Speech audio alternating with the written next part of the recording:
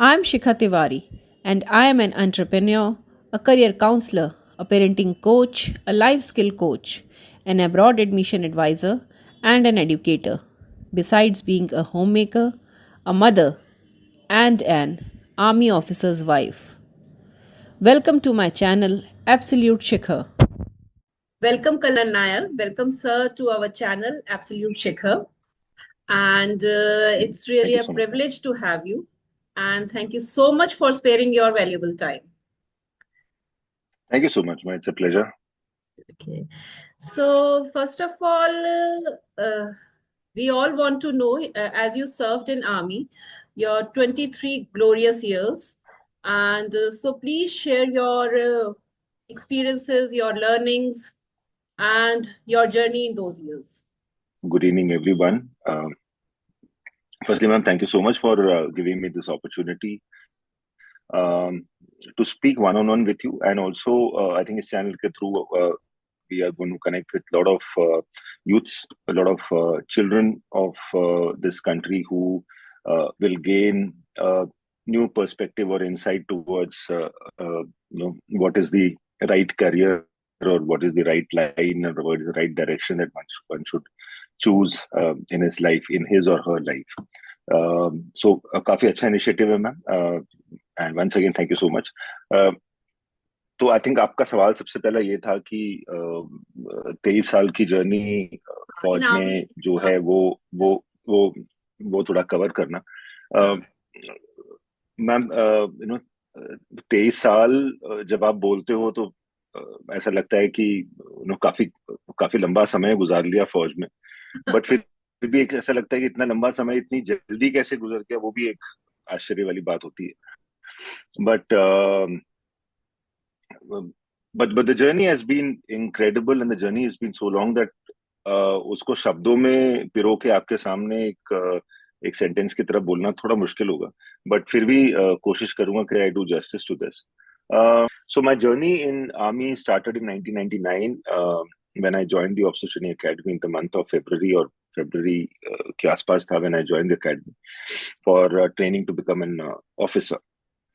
This training was another eye opener in life that makes you decide that do you really want to do this thing, because the training is actually tough. चाहे आप NDA ले लो, चाहे IMA ले लो या OTA ले लो, the training is tough and it actually breaks the person.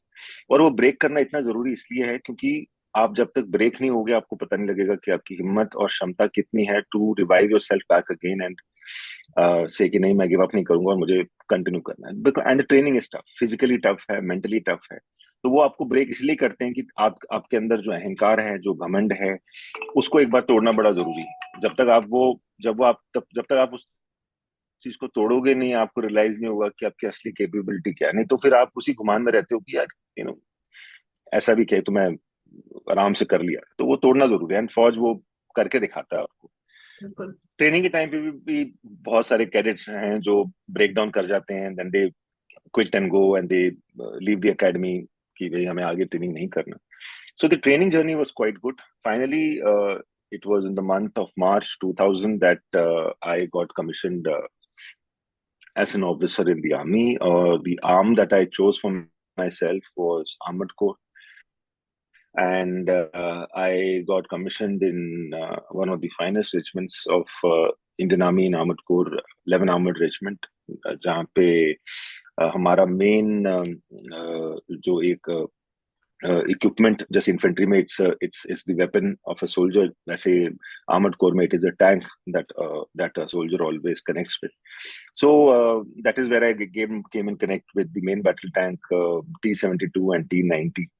और वहाँ पे is when the journey of armored corps also started and the life in the army started. So the initial years has been in J&K, basically Nowshera. और मैंने सिर्फ कारगिल खत्म ही हुआ था when I had got commission, तो उसके आफ्टर इफेक्ट्स अप नॉर्थ अभी भी फेल्ट थे. तो हालांकि ऑफिशियली लड़ाई बंद हो चुकी थी, बट जम्मू एंड अपवर्ड्स वो activities, cross border activities were continue on.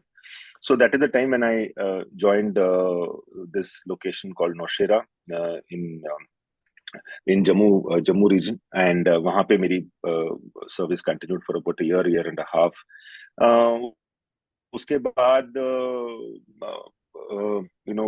I had tenure with my unit for good about 2 years before getting posted to Assam Rifle. This was a deputation with a paramilitary force called Assam Rifles, जो purely northeast में operate करता है. जैसे okay, okay, okay. So when I came back to my unit in Suratgarh is again is a small town closer to, it's a small town in Rajasthan, and it's one of the border areas closer to the Indo-Pak border. Again, it's a very remote location. So this is where I joined back my unit tenure. और यहाँ पे I got one more commendation for distinguished serviceman. So overall, this service has given me two gallantry commendations and one distinguished service commendation. After the tenure in the unit, I got a opportunity to serve in the one of the Ministry of Defense establishment called DRDO. और DRDO का एक काफी the journey in the army has been wonderful. It has been exceptional. But एक time के बाद अभी till retirement, there is nobody who's stopping you to stopping you to serve in the army. I mean, like I said in the before, it's a beautiful organization, and जो भी आज मैं हूँ वो उसी organization की वजह से हूँ. gives you lots of experience. मतलब आप एक तरीके से पूरे इंडिया में इधर से उधर ट्रैवल कर रहे हैं, you are meeting so many types of people, different cultures, और उसके बाद आपको मतलब how to deal with people, how to deal with any type of situation you learn. वो तो आपने करेक्ट. मैम, जो आपने कहा बिल्कुल ही करेक्ट है, बिकॉज द एक्सपोजर जो आपको आर्मी देता है कि आप विभिन्न प्रकार के लोगों से मिलते हो, you meet different kinds of people, different kinds of culture, you make different kinds of, you visit different cities and places. It आपको ना एक थोड़ा सा ना एक तरह से वो एक एक्सपोजर ना निडर बना देता है. और निडर से मेरा मतलब ये है कि आपको कोई भी एक एक्टिविटी अपनी लाइफ में लेने से आप हिचकिचाओगे नहीं, आप डरोगे नहीं. जो नॉर्मली एक डर होता है, एंड सबसे बड़ा डर होता है switching your professional life into something else जिसके बारे में आपको पता कुछ भी नहीं है. No, this is one aspect जो बहुत ही एक इम्पोर्टेंट रोल प्ले करता है. मेरे 23 साल जो मैंने फौज में दिया था, which was so satisfying and enterprising that I felt that अभी मुझे थोड़ा फौज के बाहर भी अपने आप को आजमा के देखना है.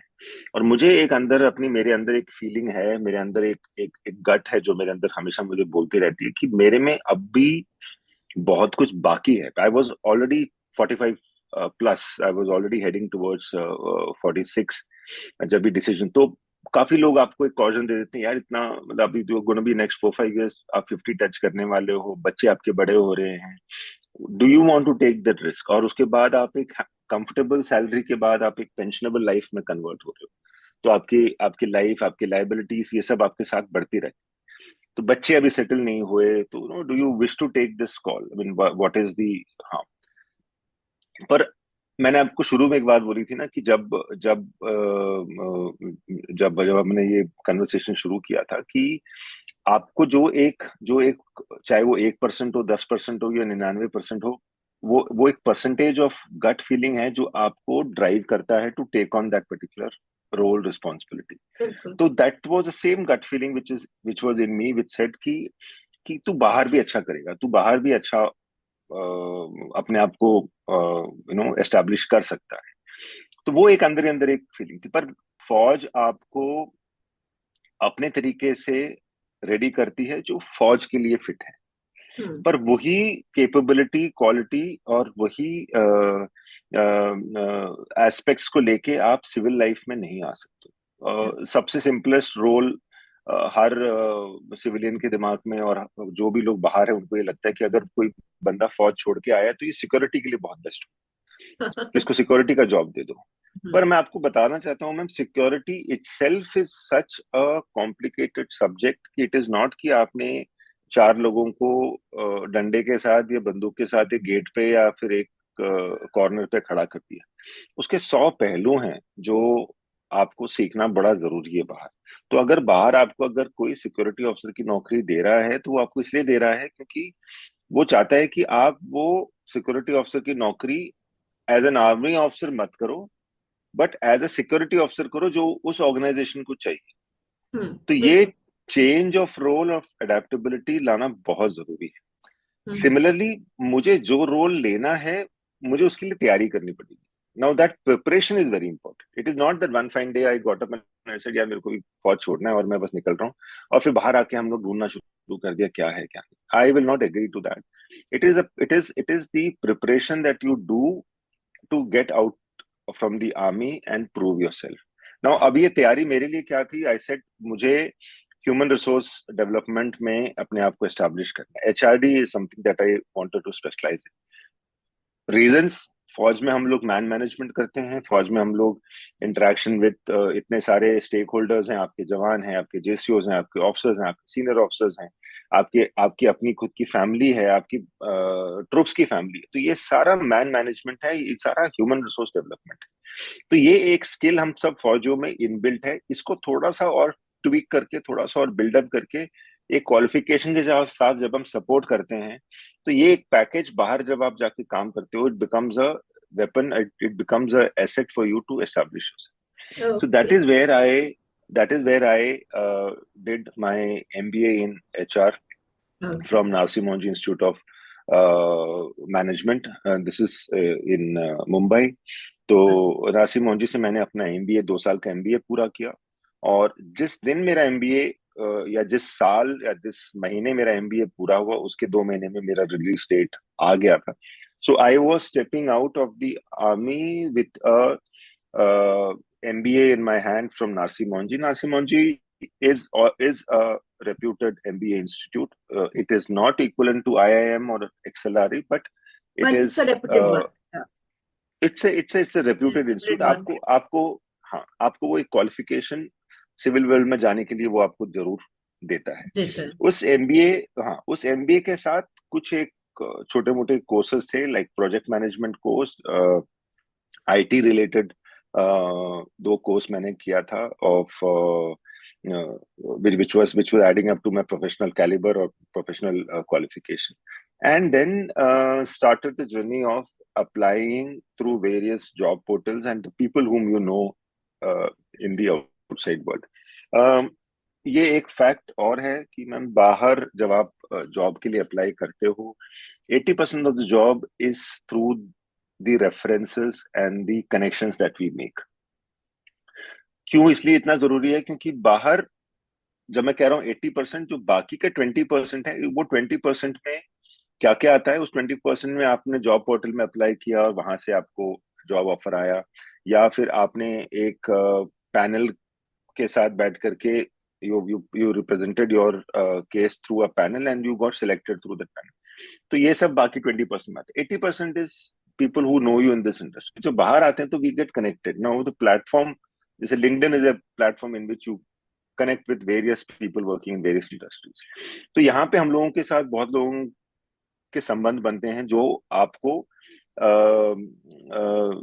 मतलब आपके साथ जुड़ने के लिए तैयार हो जाते हैं। जैसे कि आज की डेट में अगर मैं मतलब इट इज समथिंग लाइक आपने इस चैनल में बात करने के लिए you had more than 50 options to choose from, but आपने मेरे को क्यों चूज किया? It is all the connection that we established over the years. Connection, reputation,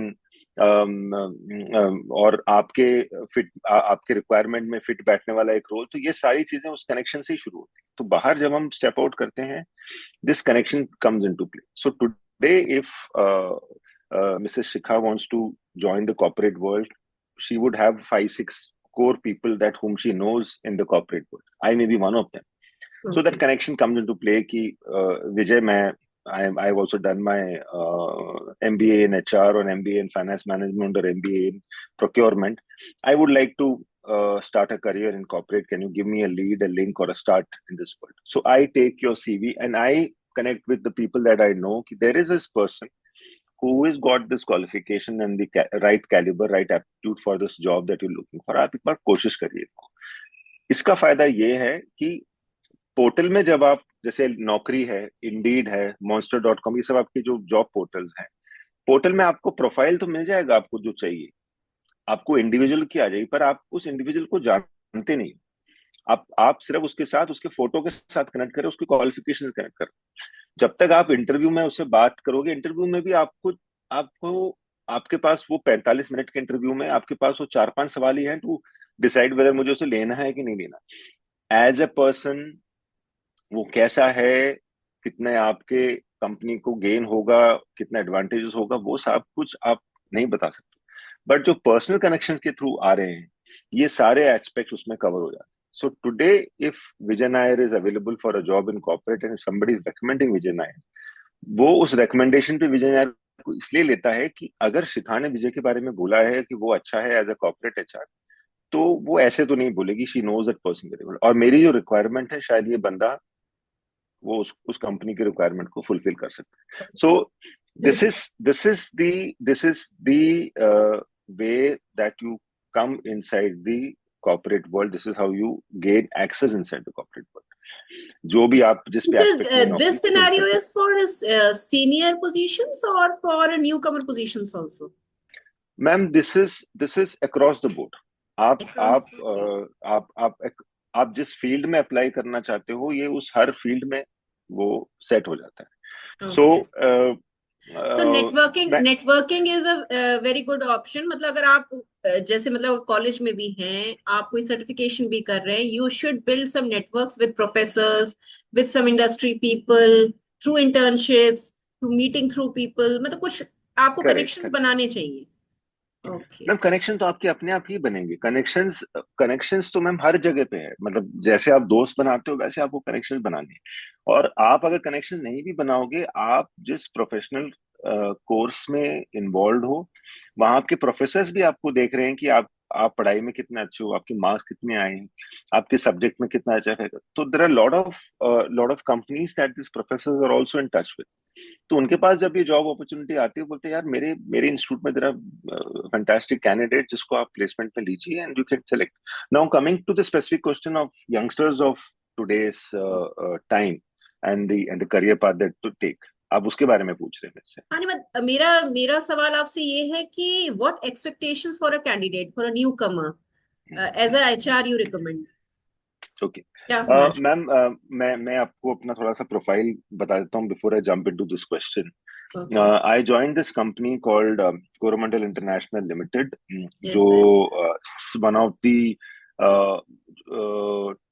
top groups में एसोसिएट करता है। जैसे आपका टाटा, अंबानी, अदानी है, वैसे मुर्गप्पा ग्रुप करके है हाँ जो जी, हाँ जी, हाँ. आज की डेट में साउथ का one of the leading, we are Murugappa group is called the Tatas of the south. Okay. And the company is close to about 74,000 crore.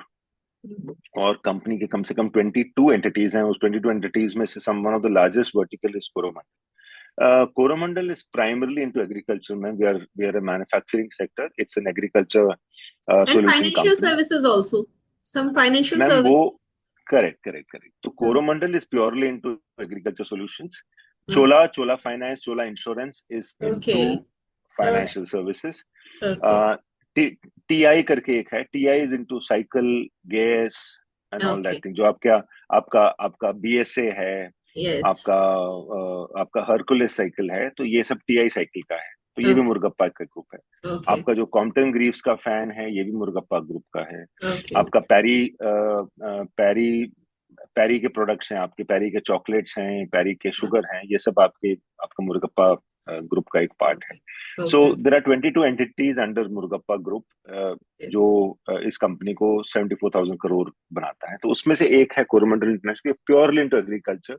Hmm. We are the leading agriculture solution company in India and one of the top five agriculture solution companies in the world. Okay. The turnover of the company is close to about 30,000 crore, ma'am. और I head the corporate HR vertical, ma'am. I'm head of corporate HR. और फौजी background की वजह से I am also parallelly looking into the head of admin and security for Coromandel pan India. Newcomers. Yeah.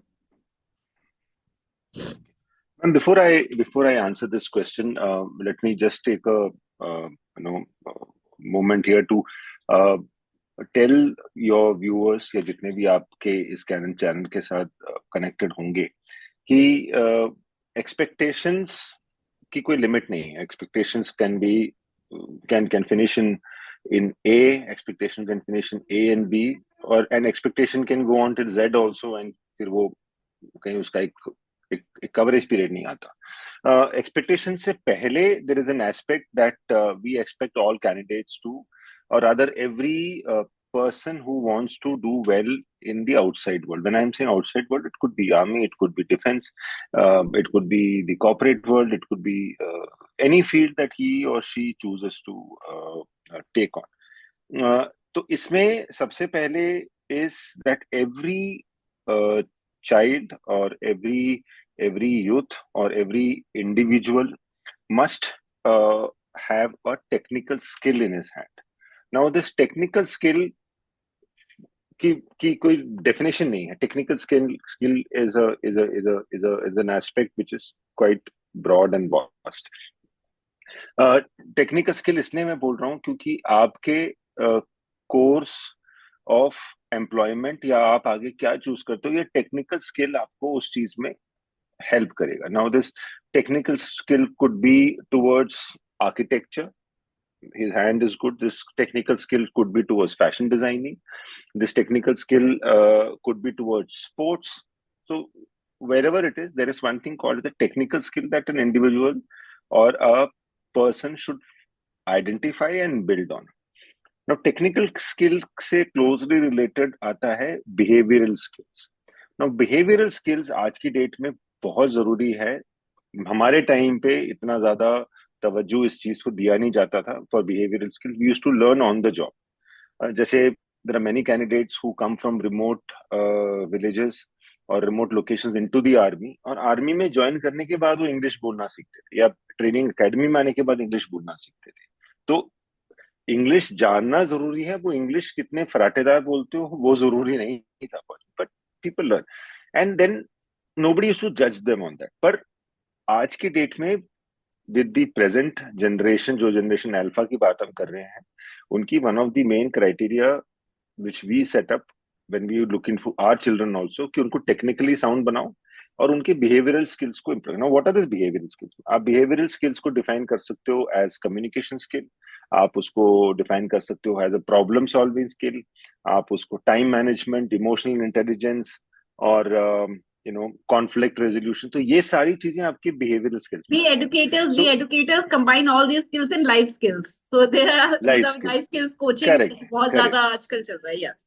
Exactly. So you are exactly doing what is the need of the hour.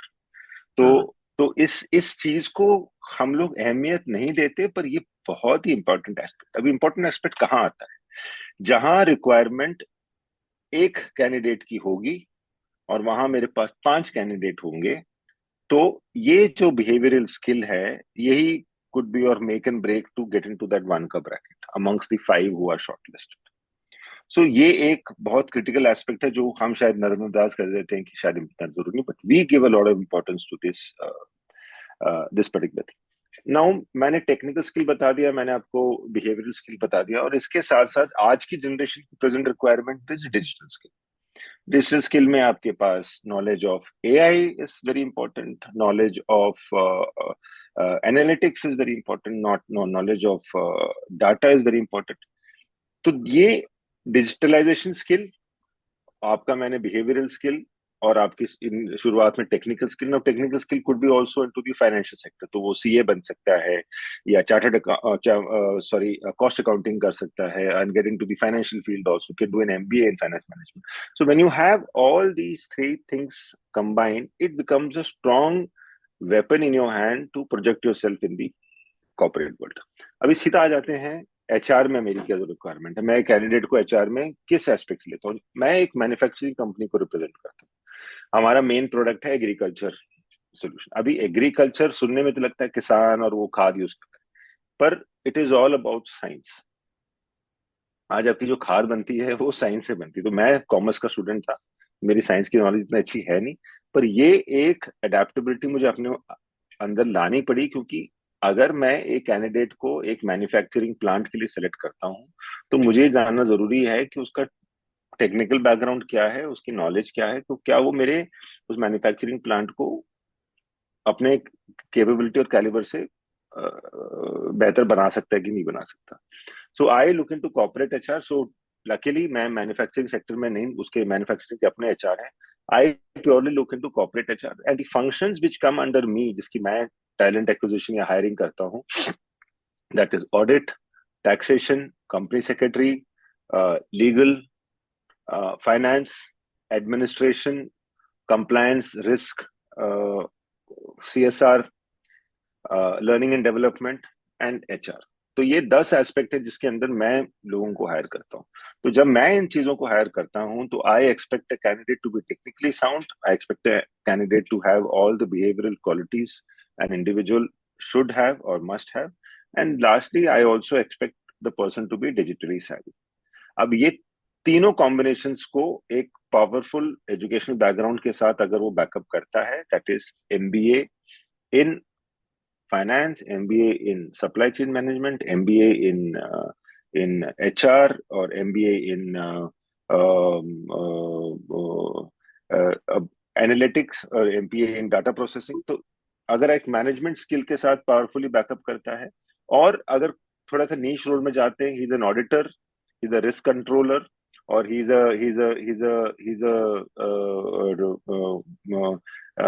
Expert in company secretaryship. तो ये सारे aspect फिर particular उस role में fit होते हैं जहां पे उसको हमने लेना है। नाउ हाउ कैन, सॉरी, आप तो मैम हाउ अ कैंडिडेट, हाँ हाँ, ये आप तो बोलिए ये जो प्लीज। नहीं, ये लास्ट पार्ट जो मैं बता रहा हूँ कि now how a candidate can, जब ये तीन क्वालिटीज को कर लेता है before going into this MBA programme, आज की डेट में there is something called as an internship programme.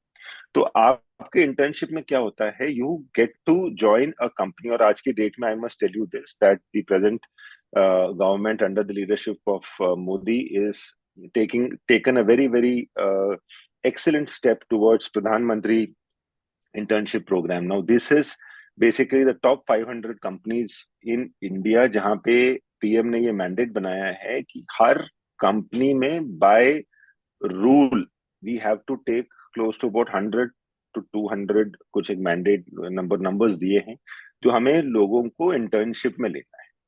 तो वो किस इंस्टीट्यूट से आता है, कहाँ से आता है, उससे फर्क नहीं पड़ता, पर उस किस फील्ड में इंटर्नशिप करना है। अभी मेरा एग्रीकल्चर सेक्टर है, उसके साथ अलाइन करता है, I will take him on internship programme. Internship programme का फायदा क्या है कि आपके पढ़ाई के बीच में आप उस इंडस्ट्री में अपने आप को आजमा के देख रहे हो जहां पे आपने फ्यूचर में काम करना है। इंटर्नशिप से क्या होता है, आपकी क्वालिफिकेशन टेस्ट हो जाती है, आपकी टेक्निकल क्वालिटीज टेस्ट हो जाती हैं, आपको नॉलेज मिलता है, और इन सब के आपको पैसे भी मिल रहे हैं। आपको इंटर्नशिप का आपको एक बेसिक स्टाइफंड है, 10,000 15,000 रुपीज कुछ एक सेट है for a college going guy. And आज की डेट में 10-15 हजार अगर एक कॉलेज जाने वाले लड़के को इंटर्नशिप के लिए मिल रहा है, that is more than happy. और इंटर्नशिप 2 महीने का प्रोग्राम होता है, 3 महीने का प्रोग्राम होता है। तो कॉलेज के साथ साथ, पढ़ाई के साथ साथ, वो एक इंटर्नशिप प्रोग्राम एक कंपनी में करता है, जो वो आईटी कंपनी हो सकता है, वो मेरी मैन्युफैक्चरिंग कंपनी हो सकती है, वो एक ऑटोमोबाइल कंपनी हो सकता है, that could be in any field that he wishes to apply through the Pradhan Mantri internship program. He can join that company and अपने स्किल को सेट को और एनहेंस करके जब वो ग्रेजुएट बन के निकलेगा वहां से, वो वहां से डिसाइड कर सकता है कि भाई मेरे को किस फील्ड में अपने आप को अच्छा करना है, जहां मैंने इंटर्नशिप किया वहां का मेरा फीडबैक कैसा है। हाँ जी वाओ। मतलब आज की डेट में if a person wants to join the corporate world after his or her course, तो अगर वो इंटर्नशिप करके जाएगा तो उसकी जॉब सिक्योरिटी भी ज्यादा अच्छा होगा। 100%, 100%। और उसके लिए खुद भी अच्छा है कि वो अपनी स्किल्स को ब्रश अप करके वहां पहुंच रहा है। तो मैम मेरे एग्जैक्टली, अगर करेक्ट, अगर अगर मुझे मुझे मुझे आज की डेट में अगर एक चार्टर्ड अकाउंटेंट को लेना है अपनी कंपनी में, और अगर वो मुझे बोल रहा है कि सर मैंने आप ही के कंपनी में आज से 2 साल पहले या 1 साल पहले अपने कॉलेज के थ्रू एक इंटर्नशिप प्रोग्राम किया था जिसमें मैं आपके अकाउंट्स डिवीजन के साथ एसोसिएटेड था, या आपके फाइनेंस टीम के साथ एसोसिएटेड था, उसके लिए तो मेरे लिए बिल्कुल डायरेक्ट, क्योंकि मेरे पास उसका काम, उसका उसका किया हुआ feedback, everything is ready for me, everything is there with me. Similarly अगर उसको आईटी में अपने आप को डेवलप करना है, अगर वो आईटी में वो एआई में जा रहा है, वो एनालिटिक्स में जा रहा है, डाटा प्रोसेसिंग में जा रहा है, इंटर्नशिप में अगर वो अच्छा करता है, तो उसका फीडबैक मेरे पास ऑलरेडी है। मान लो मेरी कंपनी में नहीं भी आता, let's suppose his college is in Chennai, अब वो चेन्नई में कॉलेज होने की वजह से वो मेरी कंपनी में आके काम करता है, और वो रहने वाला दिल्ली का है या मुंबई का है, कल आके मुंबई या दिल्ली में काम करता है, तो मेरी कंपनी का इंटर्नशिप सर्टिफिकेट उसको उस शहर की कंपनी में एक एडवांटेज पक्का देगा कि भाई मैंने अपना फलाने ढिमकाने में मैंने अपना ग्रेजुएशन या मैंने अपना एक्सपर्टीज कोर्स किया है, और इसके साथ साथ मैंने अपना इंटर्नशिप कोरोमंडल इंटरनेशनल में किया है, और जो एक रिप्यूटेड कंपनी है। अब आप देख लीजिए मेरे स्किल सेट के हिसाब से क्या मैं इधर फिट बैठता हूँ कि एनी क्राइटेरिया ऑफ कॉलेजेस जहां से भी बच्चों ने ग्रेजुएशन करा है या फिर कोई कोर्स अपना ग्रेजुएशन लेवल या मास्टर्स लेवल का करा है, वो भी आप लोगों के क्राइटेरिया में होता है कि ए ग्रेड कॉलेजेस और बी ग्रेड कॉलेजेस 100%, चूज करते वक्त? 100%, हंड्रेड ओके। Percent ma'am, 100%।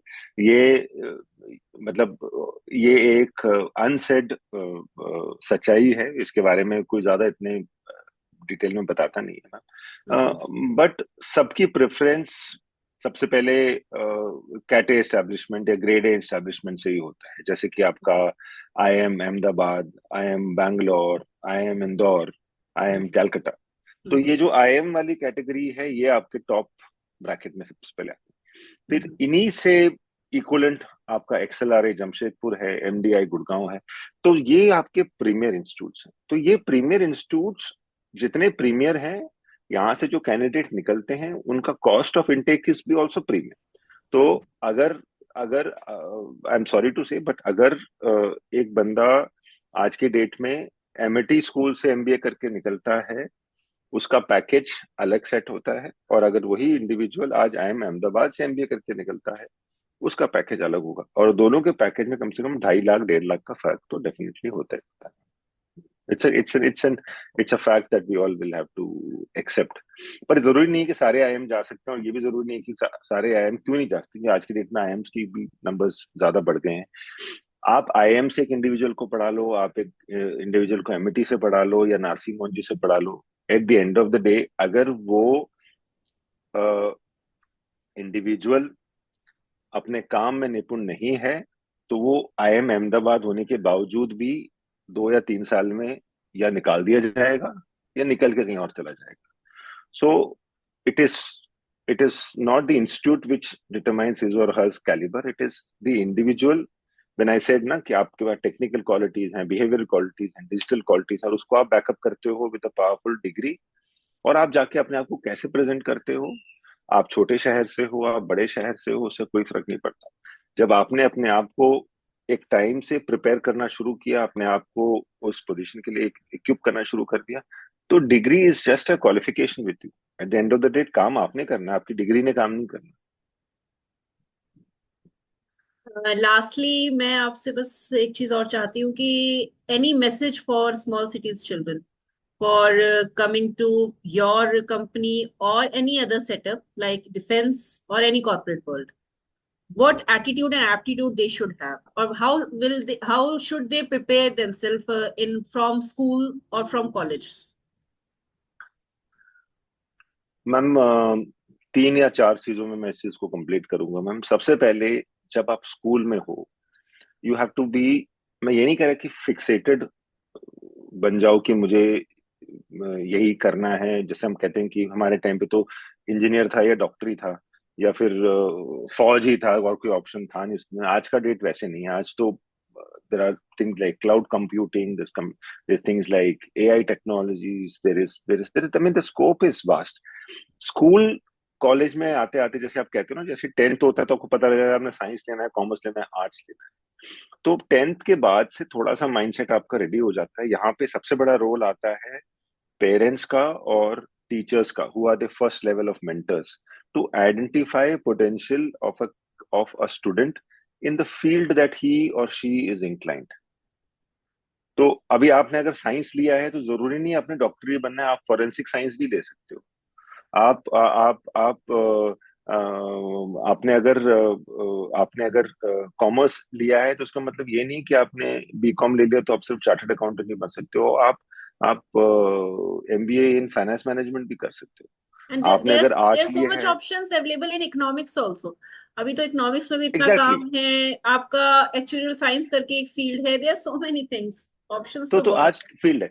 तो यहाँ पे सबसे बड़ा रोल है कैसे पेरेंट्स एंड देन टीचर्स, और जो मेंटर्स हैं, जो जैसे जैसे आपके चाइल्ड काउंसलर्स हैं, या फिर जो जो रोल आप भी कर रहे हैं, you all play very important role कि उस बच्चे की कैलिबर और और उसकी एप्टीट्यूड के बेस पे you are the first level जो जो बच्चों को किस इस स्टेज में आकर के 5-6 फिल्टर्स बन जाते हैं कि किस लेवल पे जाना है। आप ऐसे कैंडिडेट्स को, आप ऐसे स्टूडेंट्स को आइडेंटिफाई करके उस फिल्टरेशन बॉक्स में डालना शुरू करते हो कि भाई आप इस चीज में अच्छे हो, देखो इस चीज में आप आगे बढ़ने की कोशिश करो, your skill set is good. Someone who is good in sports, we try to, कहते हैं भाई नहीं अपने गेम वेम नहीं खेलना, सिर्फ पढ़ाई पे ध्यान दो, वो ध्यान नहीं दे सकता क्योंकि उसका इंक्लिनेशन स्पोर्ट्स की तरफ। पर स्पोर्ट्स अकेला आपको कहीं लेके तक जाएंगे, आपको कुछ तो उसके साथ बैकअप करना पड़ेगा, स्पोर्ट्स के साथ साथ भी कुछ तो बैकअप करना पड़ेगा। I tell you an example में, अगर टाइम परमिट्स में, the life of a badminton player, the life when I say his peak working performance और पर, हाँ। पीक टाइम, जो हम्म। परफॉर्मेंस है ये अंडर 30 में खत्म हो जाता है, कि 30 के beyond of a badminton player. Cricketers फिर भी थोड़ा बहुत और खींच लेते हैं, for a badminton I am just specifying this thing. Sports में 30 के beyond you may become a coach, a mentor, you may open N academy, और यू बिकम, आपके स्पोर्ट्स कैलिबर और क्वालिटीज के हिसाब से आपको शायद कोई जॉब भी मिलता है। पर अ प्लेयर की अंडर 30 में वो लाइफ वहां पे खत्म होनी शुरू हो जाती है। तो नहीं, आप there are options secondary now, career, there are options of sports science, sports management भी आ है अब काफी, यस। Exactly exactly exactly. तो तो उस चीज को आइडेंटिफाई कौन करेगा, उस एक फील्ड को नर्चर करके कौन आगे लेके जाएगा। उस अभी आजकल बहुत सारे बच्चे गोल्फ में जाना शुरू हो गए हैं, गोल्फ की तो कोई एज लिमिट है नहीं, बट अभी गोल्फ में जाना शुरू हो गया। बट सारे के सारे प्रो लेवल में नहीं पहुंच सकते, एक लेवल आने के बाद आपको गोल्फ को किसी एजुकेशन के साथ तो बैकअप करना ही पड़ेगा। सिंगिंग हो गया, so anyway, so this is where the teachers, mentors and parents come as the first filter. जब आप अपना ग्रेजुएशन पूरा करते हो, that is a time, it is the responsibility of the school and the parents again to motivate their kids. First, I am not saying कि जबरदस्ती फौज में भेजो, डिफेंस में, but open that window of defence also. इसलिए आज की date में एनसीसी को इतना इंपॉर्टेंस दिया जाता है। It is exactly the national army, or the defense is not like what it used to be in our time. It is increased, uh, it has actually become better from the time than it was in our time. NDA में अभी women entry का वो भी option भी आ गया, so there are women who already in NDA, probably the first batch will pass out next year, no, probably this year, I'm not too sure. So तो एक एक एक दिशा दिखाना जरूरी है, वो उस दिशा पे चले नहीं चले वो उस बच्चे के ऊपर है। तो that is the second part when it comes to 12th। 12th के बाद आप नॉर्मल ग्रेजुएशन में डालो या बीबीए में डालो, पर ग्रेजुएशन में आपको उस स्टूडेंट का इंटरेस्ट पता लग जाएगा, वो फैशन डिजाइनिंग की तरफ इंक्लाइंड है, होटल मैनेजमेंट की तरफ इंक्लाइंड है, या फिर साइंस की तरफ है, या उसको। तो अगर कॉर्पोरेट वर्ल्ड में आना है, सिर्फ उसको मतलब आज की डेट में अपॉर्चुनिटीज वहां से खुलनी शुरू हो जाती है। And like I said, internship is one field where the student gets his idea कि जो मैं पढ़ रहा हूँ कि क्या मेरा वो इंटरेस्ट उस काम में है कि नहीं।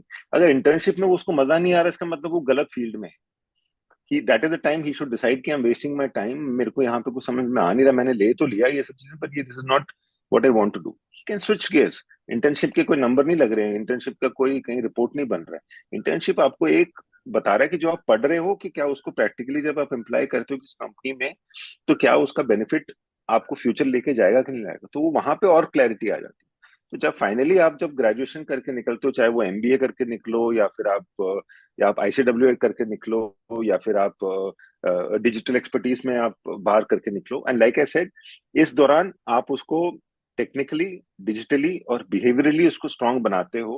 और इट इज अ स्पेशलाइज जो भी पैकेज। स्पेशलाइजेशंस होते हैं, स्पेशलाइजेशंस की तरफ भी आपको जाना चाहिए, मतलब आपको देखना चाहिए कि वो जो भी सब्जेक्ट आपने पढ़ा है उसमें एक पर्टिकुलर टॉपिक पे आपका स्पेशलाइजेशन होना चाहिए। तभी जैसे आप कह रहे हैं कि करेक्ट टेक्निकली साउंड तो तभी हो सकता है कोई भी इंडिविजुअल। करेक्ट। बट मैंने कैसे कहा आपको, टेक्निकल साउंड का मतलब ये नहीं कि सिर्फ वो फाइनेंस में टेक्निकली साउंड है, कि सिर्फ साइंस में टेक्निकली साउंड है। Technical capability is something like मैंने कहा स्पोर्ट्स में वो अच्छा है, उसका इंटरेस्ट स्पोर्ट्स की तरफ है, उसका इंटरेस्ट मैथमेटिक्स में वो बहुत अच्छा है, नंबर्स में बहुत अच्छा है, तो फाइनेंशियल एस्पेक्ट काफी अच्छा आ जाता है। Technical skill is also in terms of his inclination towards hotel management, cooking. He wants to become a chef in a hotel or wants to explore that opportunity. So hotel management is another. Architecture, जो National Institute of Design है, NID, जो अहमदाबाद में है, where you become architect, you design buildings and all, और NIFT, National Institute of Fashion Technology, where you design clothes and things like that. So that is where his skill develop, और पता लग जाता है कि आज की डेट में उसका इंटरेस्ट किस चीज। Okay, okay. Thank you. जी ma'am. Thank you, sir. Thank you so much. Thank you, ma'am. Thank you so much for the For your opportunity. valuable time.